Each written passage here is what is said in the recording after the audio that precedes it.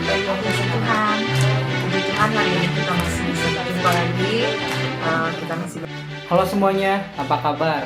Saya yakin Bapak Ibu Saudara semua dalam kondisi yang sehat dan diberkati oleh Tuhan. Kita kembali lagi dalam video pujian dan penyembahan pelayan GPD Kopermai. Bersama dengan saya, Kakak Antoni akan menemani Bapak Ibu Saudara semua sepanjang video berlangsung. Nah, sekarang yuk kita ikuti persembahan pujian ini. Nyatakan kuasa-Nya. Kita buat iblis lingkupiku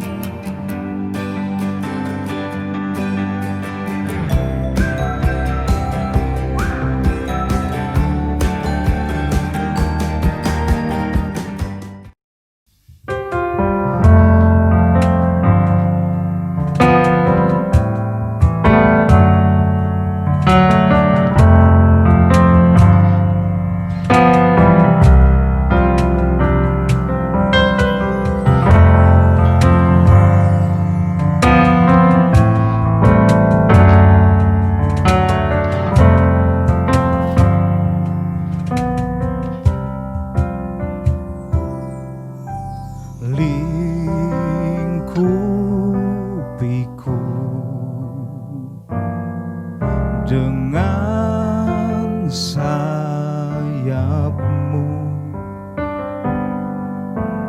naungiku dengan kuasa-Mu.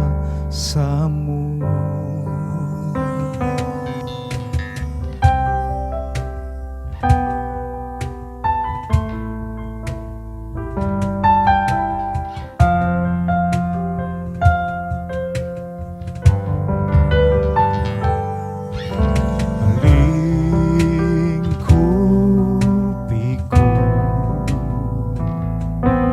dengan sayapmu,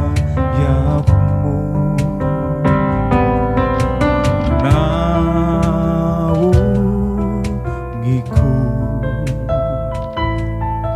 dengan kuasa-Mu. Di saat badai bergelora, ku akan terbang bersamamu. Bapa, Kau Raja atas semesta, ku tenang sebab Kau Allahku. Di saat badai bergelora, ku akan terbang bersamamu. Bapa, Kau Raja atas semesta, ku tenang sebab Kau Allahku. Ku tenang sebab Kau Allahku. Ku tenang sebab Kau Allahku.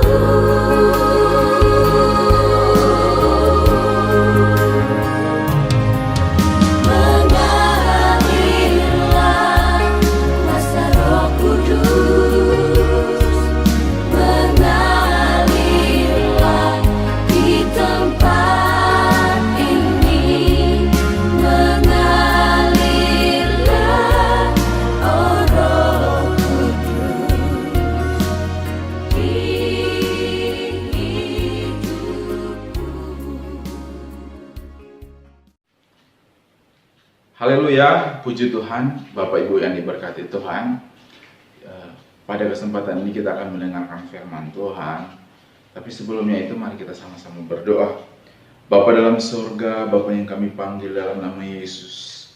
Terima kasih Tuhan atas berkat-Mu Tuhan yang Kau berikan dalam hidup kami. Sehingga kami boleh ada sampai pada hari ini. Itu semua karena anugerah Tuhan dalam hidup kami. Tuhan Yesus, kami akan mendengarkan firman-Mu. Kiranya firman-Mu yang akan disampaikan Tuhan bisa menjadi berkat bagi kami semua. Sehingga kami bisa bertumbuh akan pengenalan akan Tuhan. Berkati hamba-Mu yang akan menyampaikan, Engkau urapi di dalam nama Yesus. Roh Kudus berkarya dalam Tuhan. Terima kasih Tuhan, terima kasih Yesus. Kami akan mendengarkan firman-Mu di dalam nama Yesus. Haleluya. Amin. Puji Tuhan, Bapak Ibu yang diberkati Tuhan, kita bersyukur atas berkat Tuhan, atas anugerah Tuhan yang Tuhan berikan dalam hidup kita, sehingga kita boleh ada, itu semua karena anugerah Tuhan. Dan pada kesempatan ini saya akan memberikan tema, yaitu jamahan Tuhan yang membebaskan. Dalam KBBI, membebaskan artinya melepaskan, atau melepaskan dari hukuman, melepaskan dari kekuasaan, atau melepaskan dari segala ikatan-ikatan yang mengikat setiap orang. Mari kita sama-sama membaca firman Tuhan di dalam Lukas 8 ayatnya yang ke-26 sampai ayatnya yang ke-39. Tetapi saya akan membacanya sampai ayat 31 saja. Lukas 8 ayat 26 sampai ayat 31. Judul perikopnya yaitu Yesus mengusir roh jahat dari orang Gerasa. Di sini firman Tuhan berkata, lalu mendaratlah Yesus dan murid-muridnya di tanah orang Gerasa yang terletak di seberang Galilea. Setelah Yesus naik ke darat, datanglah seorang laki-laki dari kota itu menemui dia. Orang itu dirasuki oleh setan-setan dan sudah lama ia tidak berpakaian dan tidak tinggal dalam rumah, tetapi dalam pekuburan. Ketika ia melihat Yesus, ia berteriak lalu tersungkur di hadapannya dan berkata dengan suara keras, "Apa urusanmu dengan aku, hai Yesus, anak Allah yang maha tinggi? Aku memohon kepadamu supaya engkau jangan menyiksa aku." Ia berkata demikian sebab Yesus memerintahkan roh jahat itu keluar dari orang itu. Karena sering roh itu menyeret-nyeret dia, maka untuk menjaganya ia dirantai dan dibelenggu. Tetapi ia memutuskan segala pengikat itu dan ia dihalau oleh setan itu ke tempat-tempat yang sunyi. Dan Yesus bertanya kepadanya, "Siapakah namamu?" Jawabnya, "Legion," karena ia kerasukan banyak setan. Lalu setan-setan itu memohon kepada Yesus supaya ia jangan memerintahkan mereka masuk ke dalam jurang maut. Jadi cerita ini ketika kita membaca, ketika kita menyimak, kita memperhatikan, di sini Yesus dan murid-muridnya berada di tanah orang Gerasa. Ketika Yesus dan murid-muridnya sampai mendarat di seberang, di situ dia menemui atau menemukan seorang yang kerasukan setan-setan. Kalau kita membaca ayat seterusnya yang kita sudah baca tadi, dia kerasukan legion, yang artinya kerasukan banyak setan. Jadi bukan cuma satu, tetapi banyak setan-setan. Apa yang terjadi kepada orang ini ketika dia dirasuki oleh legion? Dia tinggal di pekuburan. Dia tidak tinggal lagi di rumahnya. Dia harus dirantai. Tetapi apa yang terjadi? Rantainya itu pun dihempaskannya sehingga rantai itu putus. Tetapi ketika dia bertemu dengan Yesus, ternyata di situ ada Yesus yang artinya sanggup menjamah kehidupan orang tersebut. Dia berkata kepada Yesus, "Untuk apa kamu ke sini?" Kenapa dia berkata kepada Yesus seperti itu? Ternyata Yesus ketika melihat orang ini, ternyata orang ini sudah sangat tersiksa. Tetapi kita melihat bagaimana ada jamahan Tuhan yang membebaskan orang ini dari roh-roh dunia atau setan-setan. Saya percaya juga apa yang dialami orang ini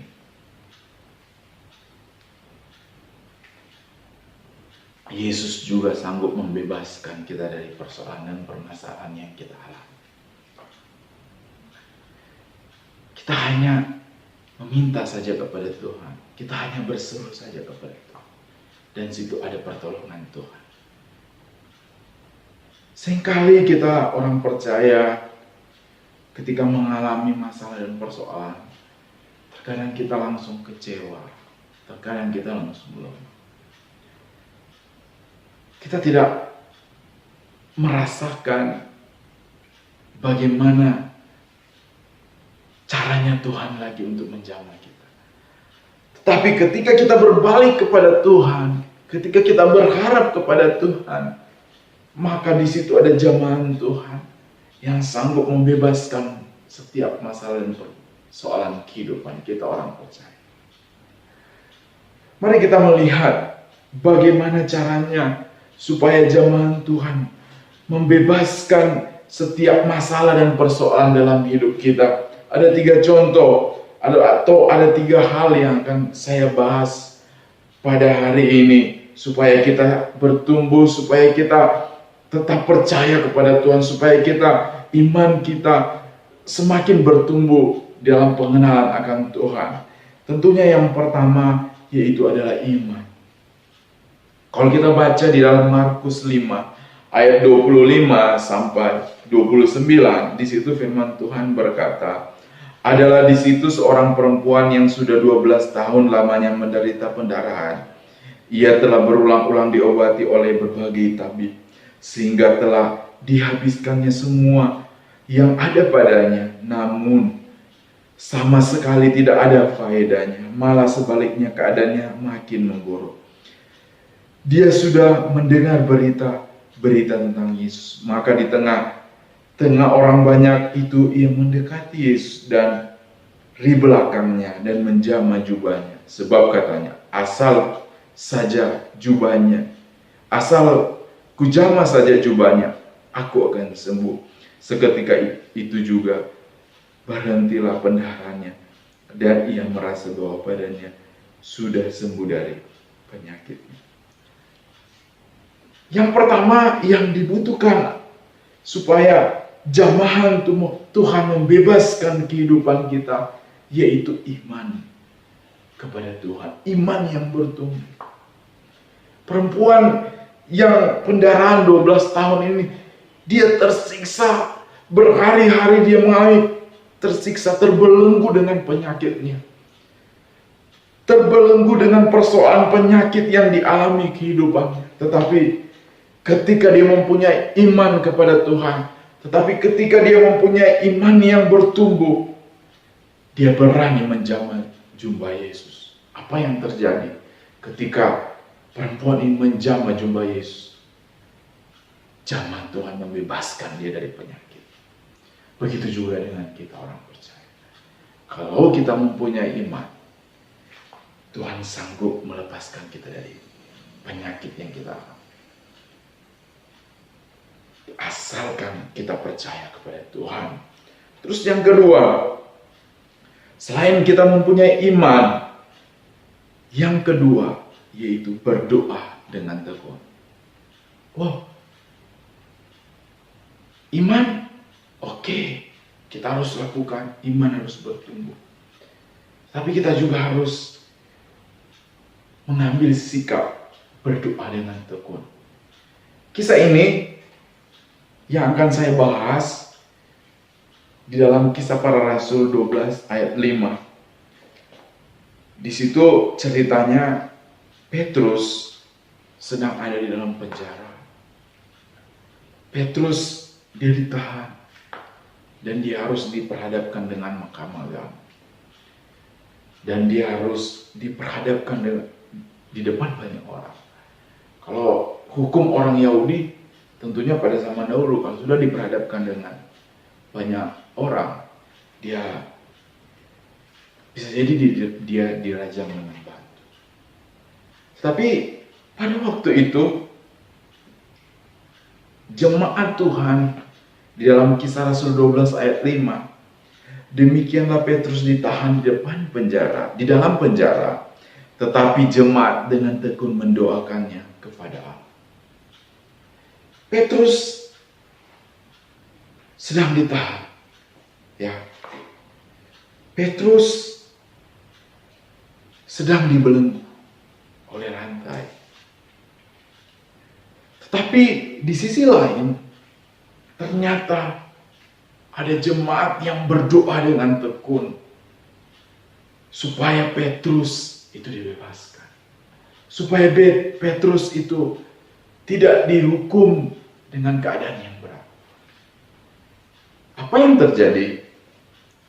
Ternyata pada malam itu malaikat Tuhan datang kepada Petrus. Di situ ada doa yang dinaikkan sehingga belenggu-belenggu yang sudah mengikat Petrus itu terlepas. Mengapa? Karena ada doa. Saudara-saudara yang diberkati Tuhan, masalah bisa datang, persoalan bisa datang kepada kita. Tetapi kalau kita sama-sama berdoa dengan sepakat, ketika kita berdoa dengan sehati, jemaat Tuhan berdoa, jemaat Tuhan menaikkan doa dengan tekun, maka saya percaya apa yang didoakan itu pasti dijawab Tuhan. Seperti apa yang dialami oleh Petrus, begitu juga itu kita akan alami sebagai orang percaya. Firman Tuhan banyak berbicara atau menceritakan bagaimana kita harus sepakat berdoa. Ketika kita sepakat berdoa, maka di situ ada kuasa yang besar. Melalui apa? Melalui kita semua. Dimulai dari kita semua.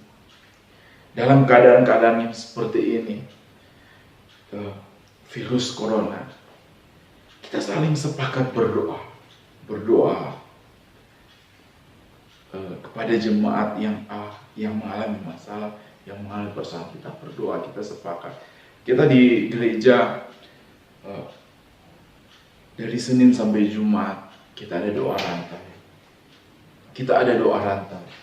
Setiap hari kita, setiap Senin sampai Jumat kita melakukan doa ini. Tapi kita melihat dan kita percaya bahwa setiap apa yang kita doakan, khususnya untuk jemaat Tuhan, bagi negara kita, saya percaya Tuhan juga melihatnya. Dan ketika kita berdoa dengan Tuhan, dengan tekun, maka di situ ada jamahan Tuhan yang sanggup membebaskan setiap persoalan, permasalahan yang sedang kita doakan untuk kemuliaan nama Tuhan. Terus yang ketiga, yaitu kita harus memuji Tuhan dengan ucapan syukur.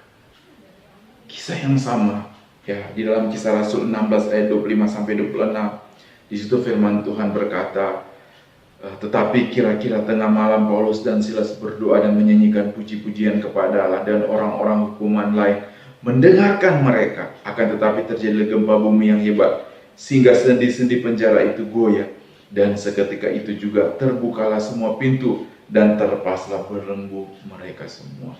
Sama kejadiannya. Apa yang dialami Petrus, begitu juga yang dialami oleh Silas dan Paulus. ketika mereka memuji Tuhan dengan ucapan syukur, maka kita melihat belenggu dilepaskan. Ada 3 hal yang harus kita lakukan supaya kita mengalami jamahan Tuhan, sehingga belenggu-belenggu kita terlepas. Kita harus mempunyai iman yang bertumbuh. Kita harus berdoa dengan tekun. Kita harus memuji Tuhan dengan ucapan syukur. 3 hal ini mari kita sama lakukan, sehingga apa yang kita alami sekarang itu, persoalan yang kita alami, masalah-masalah yang kita alami, atau pergumulan hidup, apa yang belum dilepaskan di dalam hidup kita, itu bisa dilepaskan oleh Tuhan. Keinginan-keinginan yang bertentangan dengan Tuhan, keinginan-keinginan dunia yang mengikat kehidupan kita, yang menjadi permasalahan dalam kehidupan keluarga kita, atau masalah hubungan dengan anak dan orang tua yang mengikat, yang membelenggu sehingga tidak ada damai sejahtera, baik di dalam rumah tangga, baik di dalam hubungan antara suami dan istri, baik antara teman dan teman. Tetapi saya percaya ketika kita berdoa, ketika kita mempunyai iman, ketika kita memuji Tuhan dengan ucapan syukur, saya percaya di situ ada jamahan Tuhan yang memulihkan kehidupan kita, sehingga kita merdeka, sehingga kita dilepaskan, sehingga kita mengalami kemenangan-kemenangan. Biarlah semuanya untuk kemuliaan nama Tuhan. Mari kita bertumbuh bersama-sama untuk kemuliaan nama Tuhan. Puji Tuhan, sampai di sini firman Tuhan. Biarlah firman Tuhan ini menjadi kekuatan bagi kita untuk semakin hari semakin bertumbuh, sehingga kita percaya bahwa setiap hari kita melangkah dengan mujizat Tuhan. Terima kasih Tuhan. Terima kasih Yesus. Mari kita sama-sama berdoa. Terima kasih Tuhan. Terima kasih Yesus. Kami sudah mendengarkan firman-Mu. Biarlah firman ini menjadi kekuatan kami Tuhan. Biarlah firman ini yang sudah disampaikan bisa menopang hidup kami. Bagaimana kami harus memiliki 3 hal sehingga kami terlepas dari hal-hal yang duniawi, yaitu kami harus mempunyai iman yang bertumbuh, kami harus tetap berdoa, dan kami harus tetap mengucap syukur dalam segala keadaan yang kami alami Tuhan. Di situ kami percaya ada tangan Tuhan yang menjamah kami Tuhan. Terima kasih Tuhan, terima kasih Yesus. Kami hamba-Mu sudah selesai berbicara, tetapi kami percaya Tuhan, Roh Kudus tetap berbicara kepada jemaat Tuhan. Inilah doa kami Tuhan, dan kami sudah alaskan di dalam nama Tuhan Yesus Kristus. Haleluya. Amin. Puji Tuhan. Tuhan Yesus memberkati. Semangat.